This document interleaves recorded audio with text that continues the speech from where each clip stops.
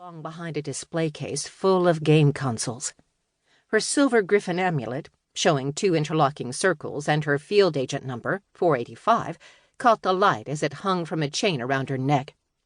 "You don't need an artifact that can give you an hour of magic. It's not worth risking time in Trevelyan prison for. Hand it over, and we can pretend this never happened." As importantly, they could finish before a passer-by called the police. Lucy had a lot of love for the mundane authorities, who kept her family safe from ordinary threats like fire and theft. But the last thing she needed was for the thin blue line to get themselves turned into toads. Hogginson flicked his wand, and pressure grew in the air around Lucy. She snapped off a diversionary spell, and the gnome's magic closed in on a cabinet instead. There was a crash as the cabinet shattered in the grip of an invisible fist and showered her in shards of glass. Her amulet flashed, and a protective field shone briefly around her, sheltering her skin from them.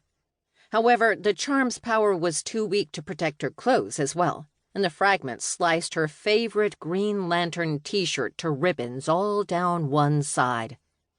"You pay for that," she shouted indignantly. "Literally! This cost me 40 quid. You paid for it with squids? Quid! 40 quid! English pounds! Not everything in the world comes priced in dollars." While Lucy was distracted, Hogginson crept toward the middle of the room. He wrapped an arm around the mortar and hugged it against his chest as he backed away. Looking up from her ruined shirt, Lucy raised her wand. Now that he wasn't hiding behind the counter, she had a perfect shot at him. Her hand was steady as she aimed. "Stop right there!" Hogginson took a step back.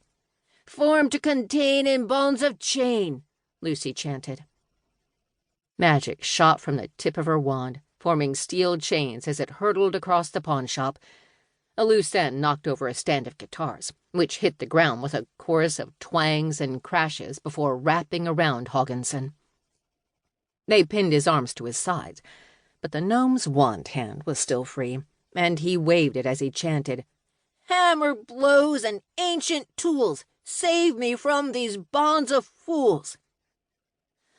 A hammer and chisel floated over from a tool rack at the side of the room and started battering at the chains. Sparks flew as metal collided. "Seriously?" Lucy strode across the room, stepping over the broken glass and fallen guitars. She grabbed hold of the mortar and pestle, ready to wrench them from Hogginson's grip. As she touched the mortar, a spark fell from the chains into the sandy mixture inside. Flames flashed, and she staggered back, coughing as yellow smoke filled the air. Suddenly, the whole world changed. Lucy found herself standing at the secret underground railway station for LA's Silver Griffins HQ. She faced Normandy, the station-keeper gnome, who held a box of homemade cupcakes, a box that she'd left in the back of her car when she came into the pawn shop. In her hand was the mortar and pestle, cold and heavy inside a purple plastic bag, ready to be dropped off at headquarters. The station seemed completely real, every tile on the wall in place, the air full of steam. Down the platform from her, an unfamiliar wizard guarded a male light elf with bound hands. "Which is really weird," she heard herself say, though she didn't exactly know why. "Because now this whole moment feels like déjà vu." She glanced at the clock on the wall and saw that an hour had passed since she confronted Hogginson in the pawnshop. It was worrying, but she didn't panic. Maybe she'd lost some memories, or perhaps something else was going on here. Then the world shifted again, and she was back in the shop, waving away the cloud of fumes. Hogginson lurched back, still clutching the mortar and pestle, coughing and blinking as he tried to clear the smoke from his eyes. His wand waved, directing the hammer and chisel against his chains. One of the links broke with a crack, and the steel lengths clattered to the floor.